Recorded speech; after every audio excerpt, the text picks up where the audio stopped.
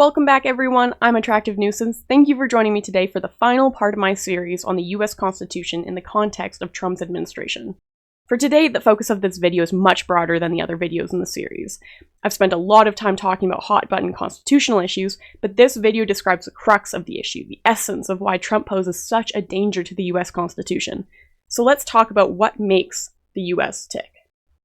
In the past few months, you may have heard terms like republic or autocracy or even dictatorship thrown around, so let's unpack some of those topics. Like a lot of things, there's a bit of a debate in the US over whether the US is a democracy or a republic, but the typical lawyer's answer is it depends, and the academic answer is both, neither of which help to clarify much. Democracy can take many forms of vest power in the citizens, and the US is most closely identified as a representative democracy. The people's power is exercised by them through voting in their elected representatives to carry out the citizens' will.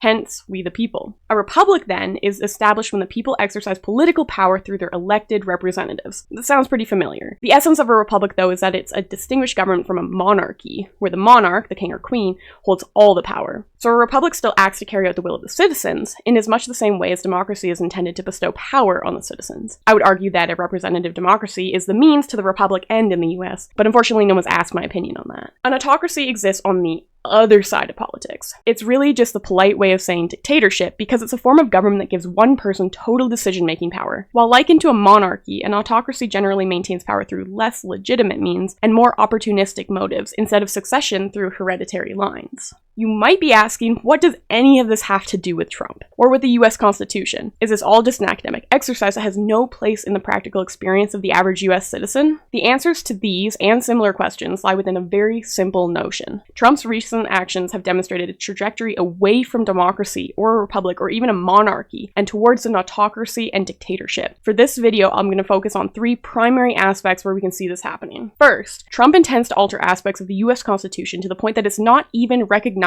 as the founding document of the US. He's actively attempting to alter the Constitution to permit him to serve a third term, and he's spewed countless executive orders forcing the federal government to conform to Trump's perspectives, most of which are obviously and explicitly unconstitutional. This includes Trump's executive orders to change election rules, which is likely only the beginning of Trump's so-called election reform. The Constitution gives power to the states to regulate elections, and only Congress can set national voting standards for federal elections that act to override these state laws. Further, Trump's actions have both directly and indirectly led to courts making decisions to remove safeguards that are intended to protect citizens, such as in Loper Bright Enterprises, Dobbs, and Trump, which, respectively, reduce government oversight of the judiciary, obstructed women's rights, and put citizens and the country entirely at the president's mercy. Second, and closely entwined with the first aspect, is how Trump is flouting the separation of powers doctrine that is paramount to the law and politics in the US. If you're not already familiar with the doctrine, you can watch my other video on meritocracy, the equal protection clause, and the separation of powers doctrine. For today's purposes, though, the separation of powers doctrine simply says that the president, part of the executive branch, should only exercise his power in a way that doesn't infringe on the courts, part of the judicial branch, or on legislators or Congress, parts of the legislative branch. While the US Constitution doesn't explicitly say that the US must keep their branches separate, the makeup of the US Constitution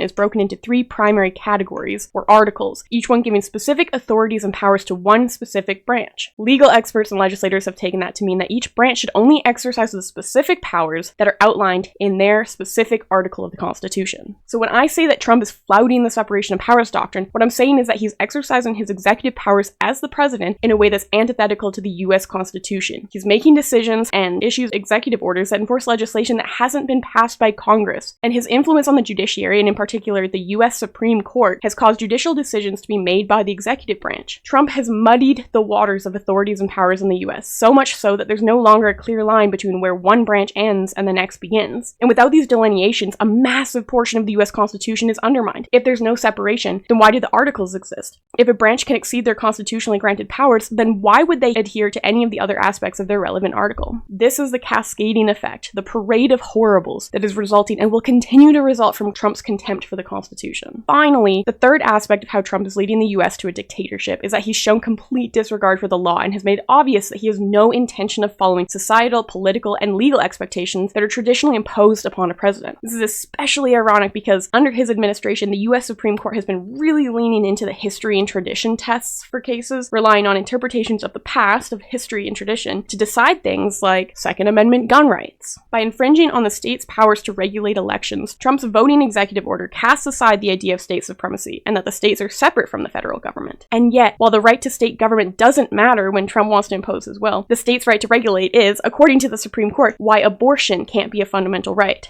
The legal system is in shambles and lacks all consistency because of Trump's interferences. We don't need to look further than the events on January 6 in 2021 to provide a glaring example of the social upheaval that Trump is causing in the US. January 6 was the result of Trump losing the 2020 presidential election, so I can only begin to imagine what acts of desperation he might undertake to stay in office when his current term ends. And if that's not enough, Trump himself stated that he would be a dictator on day one of his administration. Democracy could not be more explicitly in danger of crumbling. I would argue that this is one of the most significant issues facing the US right now, and one of the most important conversations that you can be having with your friends and family. The form that a government takes in a country defines not only the political powers of the citizens, but also the rights that will be protected. It establishes how the law operates and who's in charge of carrying out the law, are decisions based on one person's whims or the decree of the people. And it's honestly really scary because the more you dig and dissect what Trump is doing, the more you reveal the dangers that are hiding underneath. Speaking of digging, so apparently there's a simulation game for hole digging, because of course there is. I was fortunate enough to discover it, and it's very simple as the name suggests. You dig a hole, you purchase small upgrades to enhance your hole digging experience. And for those of you who have the same insatiable need to dig as I do, yes, I did completely clear the entire hole. And what a joy that was. This game was honestly such a distraction from making new content, so if you're looking for a good reason to procrastinate, I think I just found it for you. I mentioned that Trump's actions undermine the rule of law. What exactly does that mean? The short and sweet summary of the rule of law is that it's a restriction on absolute power. It's the assertion that the law controls the functioning of society and comes above all, such that the law applies to everyone. Ironically, the rule of law might be the beginning of the concept of equality, since it requires equal treatment of all people. I'm sure you can tell by now that I'm no history major, but what I can say is that the concept of the rule of law goes as far back as 1215, when the Magna Carta was first signed. The Magna Carta was a document that stipulated that even the monarch was subject to the laws of the land, hence limiting the powers of the government at the time. I recommend that you find another YouTuber to provide a better explanation of the history and import of Magna Carta. That said, the rule of law means that no one, not even Trump, can put themselves above the law. Canada defines the rule of law as asserting that any exercise of legitimate public power must be based on and constrained by law. When I think of the rule of law, my brain thinks of how I feel the law should be in a perfectly regulated society, functioning without corruption, bias, mistakes, or oversights. In Canada, we've interpreted the rule of law to contain three primary principles: one law for all, creation and maintenance of positive laws, and the relationship of the state and individual is regulated by law, meaning that the law applies to everyone equally and that positive laws, or laws that are actually statutorily and legally enacted instead of morally or culturally, must exist and be easy to locate.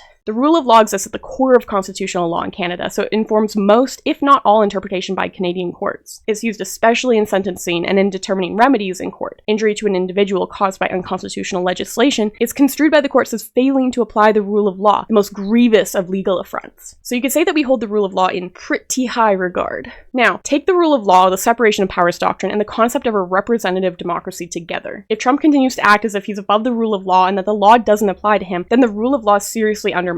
By acting outside his executive powers and ignoring the judicial branch, the separation of powers doctrine that's integral to the US collapses. If Trump succeeds in altering how voting works in the US and changes the election process, and if he refuses to adhere to term limitations, the US can no longer function as a representative democracy. All of these things taken together create a boiling hot mess of chaos, otherwise known as a dictatorship. What I'm trying to say, and what I've been trying to stress in this YouTube series, is that the very foundation of law, of the legal system, and of the US Constitution is in danger of becoming a relic of the past. Regardless of your political stance, you should be concerned. I genuinely don't care if you're a Republican or a Democrat, because if you're a US citizen, or if you have any stake in how the US runs, what Trump is doing should matter to you. He's acting so far outside his legitimate constitutional powers, and he's wreaking havoc on the structure of the US, which isn't the platform of either party. Trump has been in power for barely 3 months, but he's already scraped away so much of the US Constitution and its common law foundations. Regardless of policy preferences or political leanings, the fundamental principles underlying the US Constitution won't survive much of 2025 if it continues like this. Please, speak up about these issues, have these conversations, and be curious about others' perspectives, because we can only truly be subdued if we allow our so-called leaders to destroy our country unopposed. Thank you so much for joining me today and during this series. I'm truly honored to have had your attention and your time. I'm Attractive Nuisance. This is Leisurely Law. Keep up with me on Twitch or drop me a comment if you're looking for any specific content. stay free, and we will be the champions of the next generation.